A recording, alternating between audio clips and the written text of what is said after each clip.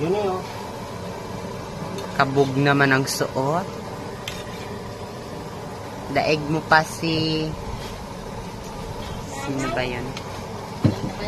Daig mo pa yung nanay, tsaka si Diwata.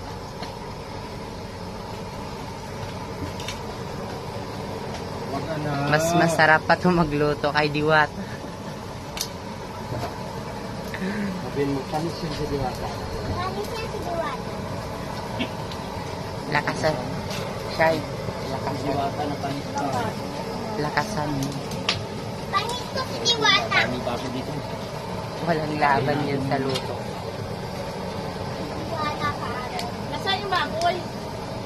Tingin ko lang sa baboy din.